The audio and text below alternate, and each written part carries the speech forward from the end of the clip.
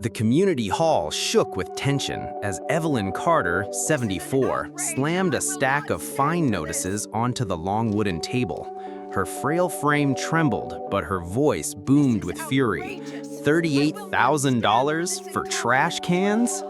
Gasps rippled across the room, neighbors whispering in disbelief. At the head of the table sat Charles Hargrove, 58, the smug HOA president with slicked-back hair and a gavel clutched like a weapon. He smirked, leaning back with casual cruelty. "Rules are rules, Mrs. Carter. Break them and you pay." Evelyn's face burned crimson as her papers scattered across the floor. From the back, Lydia Ramirez, 42, her outspoken neighbor, shouted, "You're bleeding her dry." Charles slammed his gavel, his voice rising over the chaos. "Out of order!" Shouts filled the air, neighbors clashing in anger, as Evelyn stood her ground, refusing to bow to fear. Weeks earlier, Evelyn's life had been peaceful. She spent mornings tending roses, afternoons knitting on her porch, evenings sipping tea in silence. That calm ended after a vacation visit with her sister. Returning home, she found a letter taped to her door.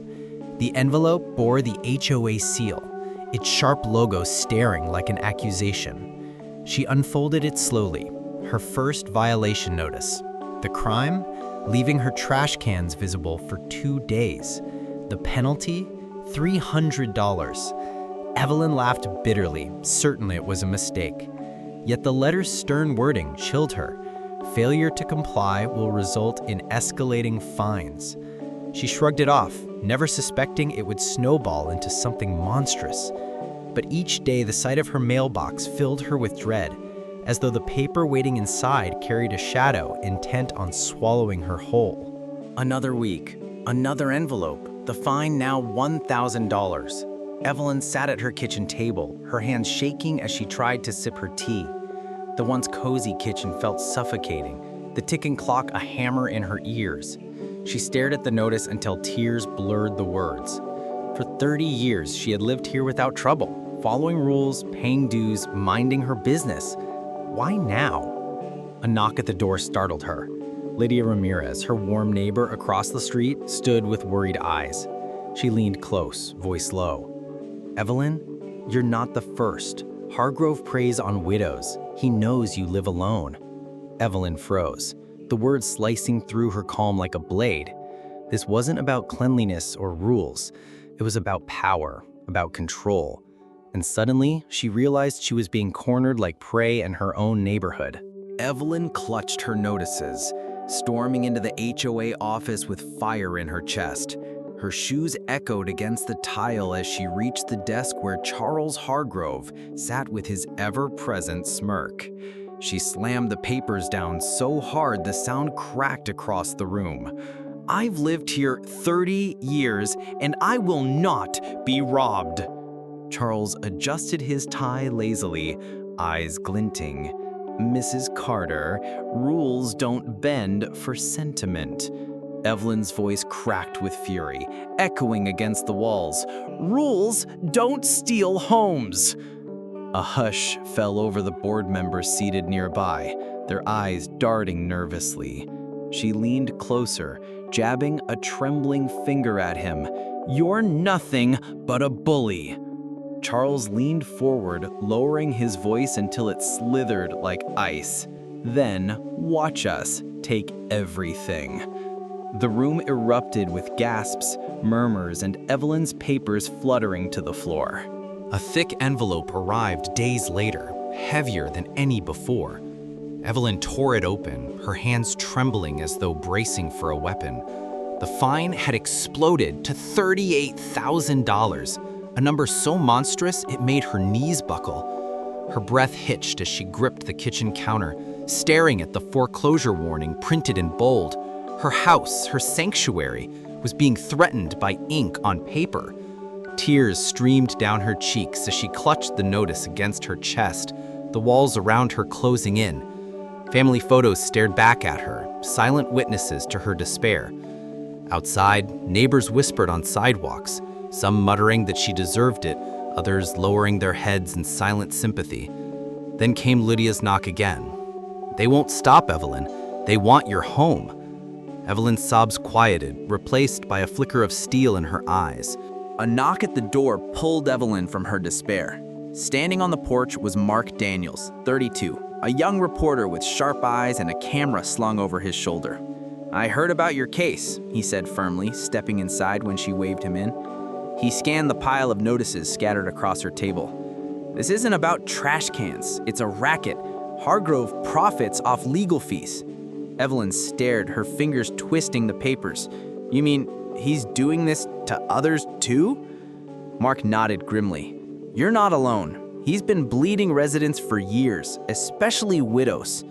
For the first time, Evelyn felt her fear mix with something else. Anger. Mark leaned closer. "Let me film this. Let people see." Evelyn's eyes burned. "If my life's going to be destroyed, then everyone will hear my story." The next HOA meeting was unlike any other. Evelyn walked in with Mark at her side, camera recording, her stack of fines clutched tight. The hall buzzed with restless neighbors. She slammed the notices down on the table. $38,000 for trash cans? She roared, her voice echoing. Charles Hargrove shot up from his chair, face red, gavel raised. "You will sit down. This is out of order." Evelyn's voice rose above him, trembling but unstoppable. "You're ruining lives, Charles. Mine is not the only one." Lydia stood, shouting, "She's right. We're all targets." Gasps swept the hall as murmurs spread, other neighbors whispering of their own secret fines. Evelyn's fists pounded the table. "This ends tonight." The room erupted with shouts, screams, and clashing voices. Mark's camera zoomed in on Hargrove's furious face. Catching the moment, his mask began to slip. By morning, Mark's footage was everywhere. Screens lit up with Evelyn's voice echoing, "You're ruining lives." News anchors debated the cruelty of the HOA. Cars slowed past her house, strangers pointing, cameras flashing. For decades, she had lived in silence. Now her name filled headlines.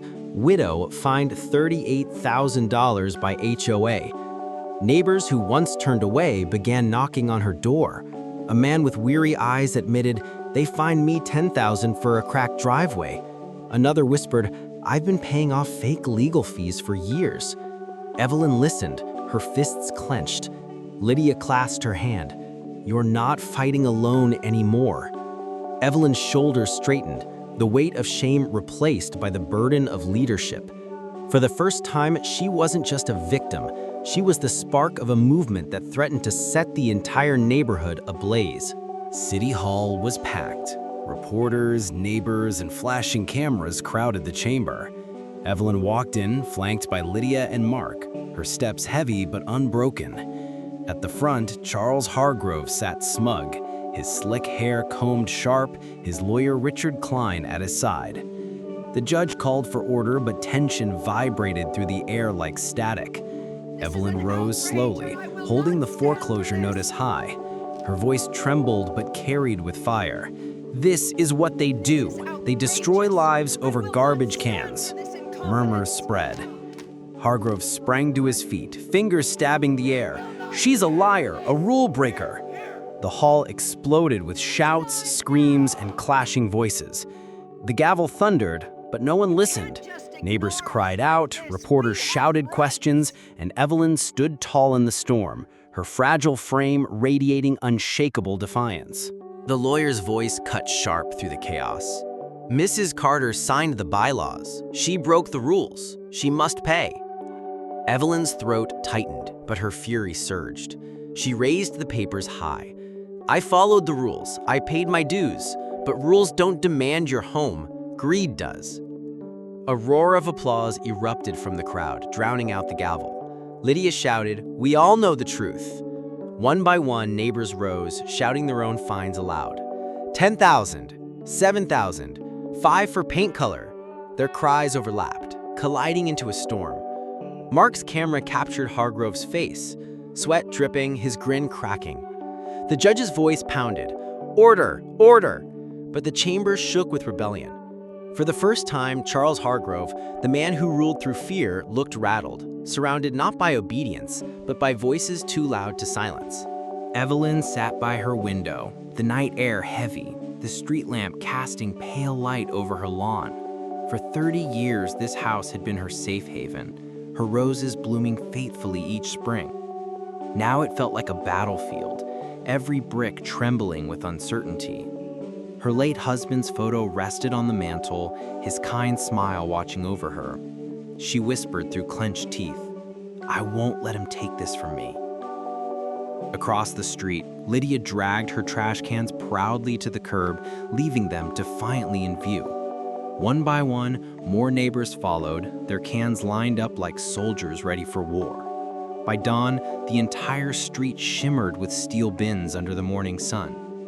Evelyn stood at her window, hands pressed to the glass. She was no longer alone. Her quiet battle had ignited something much larger. Charles Hargrove's morning began with rage. Stepping outside in his pressed suit, he froze at the sight. His pristine lawn was surrounded by trash cans, each one boldly placed by defiant neighbors. Some bore spray-painted slogans, "Justice for Evelyn" and "Stop the theft."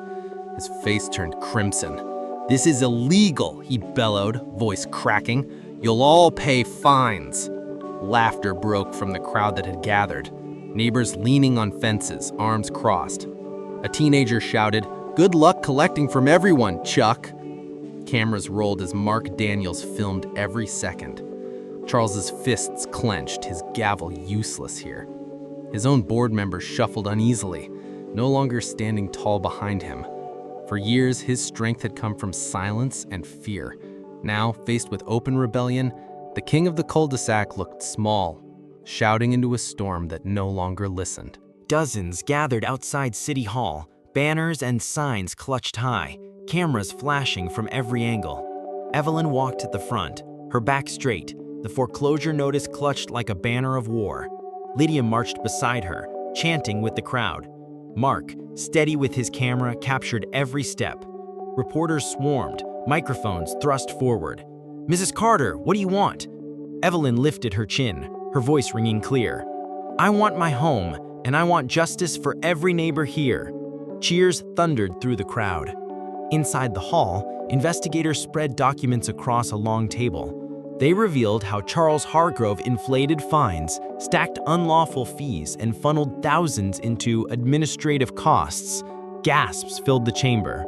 Hargrove's lawyer stumbled for words, but the judge's gavel slammed down hard. "This board abused its power. It ends today." Applause exploded like thunder. News spread across every screen. HOA president exposed for corruption. Headlines painted Charles Hargrove as the villain of suburbia. Reporters camped outside his house, flashing lights on his red, sweaty face as he shoved cameras away. At the next emergency meeting, board members voted him out, their voices sharp with betrayal. He stormed from the hall, tie loosened, shouting at the crowd, "You'll regret this." No one followed. Instead, neighbors cheered as his car sped away. Evelyn stood quietly in the corner, Lydia gripping her hand. She wasn't smiling, not yet. The scars of fear were still etched deep, but the weight on her chest had lifted. For the first time in months, her home felt like hers again. Not a battlefield, not a cage, but a place where she could breathe without dread. Evening fell as Evelyn rolled her trash cans to the curb. The steel bins rattled on the pavement, but she didn't hide them. Instead, she spray-painted bold black letters across the front, "Not for sale." Neighbors emerged, cheering as they lined their own cans beside hers. The street glittered with rebellion, each bin a flag of freedom. Evelyn leaned on her cane, chest rising with pride, her voice steady, though her eyes watered. "This is my home," she whispered. Lydia hugged her tightly, while Mark filmed the moment, his lens capturing the victory of an ordinary woman who refused to bow.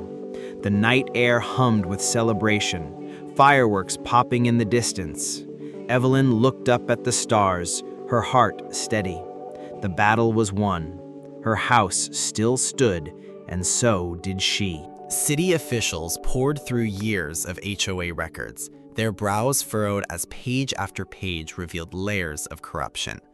unlawful interest rates, hidden administrative costs, and inflated legal fees stretched into hundreds of thousands of dollars. Reporters documented every revelation, their pens scratching furiously. Evelyn sat in the back of the chamber, Lydia's hand gripping hers.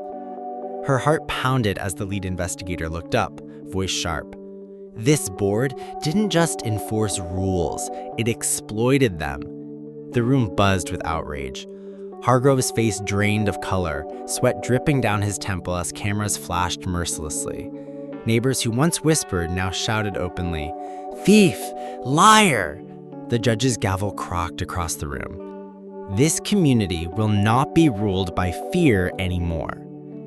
Evelyn closed her eyes briefly, the sound of justice hammering louder than any gavel she had ever heard. The HOA board gathered in a tense, crowded meeting, faces grim under the weight of public scrutiny. The air was heavy with betrayal. For years, they had nodded along with Charles Hargrove's tyranny, but now the evidence was undeniable. The vote was swift. All in favor of removing Charles Hargrove as president? Hands rose one after another until the count was overwhelming. Gasps filled the hall. Hargrove leapt to his feet, veins bulging, shouting, "You're weak! You'll regret this!" His voice cracked under the roar of neighbors cheering. The gavel fell, sealing his fate. He stormed out, his suit rumpled, his kingdom of fear reduced to nothing but scattered papers underfoot. For the first time, the board's eyes no longer carried arrogance, they carried shame. And Evelyn, standing tall among her neighbors, finally felt the grip of oppression loosen. The neighborhood gathered on Evelyn's lawn, a sea of smiling faces illuminated by porch lights. Children darted between trash cans decorated with spray paint slogans, while adults clapped her on the back, thanking her for standing up when no one else dared. Lydia lifted Evelyn's frail hand high like a champion's. Cameras flashed, capturing her tears glistening in the glow. "You saved us," a man murmured, his voice breaking. Evelyn shook her head softly. "No, we saved each other." Applause rippled, neighbors chanting her name until the quiet cul-de-sac echoed like a stadium. The weight of months of fear lifted from their chests, replaced with pride and unity. Evelyn looked at her roses blooming in the corner of her yard, the petals swaying in the warm breeze. They were safe now. Her home, her garden, her dignity, all protected. The following morning, Evelyn rose early, her spirit lighter than it had been in years. She wheeled her trash cans to the curb, spray-painted words still bold, "Not for sale." But this time, she didn't stand alone. Every neighbor lined their cans beside hers, the entire street a wall of defiance. Hargrove's empty house sat silent, blinds drawn, his car gone. The cul-de-sac hummed with laughter and relief. Lydia wrapped her arm around Evelyn's shoulders, whispering, "He can't touch us anymore." Evelyn's smile spread, a mixture of relief and quiet triumph. Cameras rolled, capturing the moment that symbolized the end of fear. For once, the trash cans weren't a source of shame. They were emblems of victory. The street, once choked with whispers and fines, now breathed with freedom. That night, Evelyn sat on her porch, the summer air warm and fragrant with roses. Neighbors gathered across the street, chatting freely without fear of citations. The sky glowed with fading sunset, painted in fiery streaks of orange and red.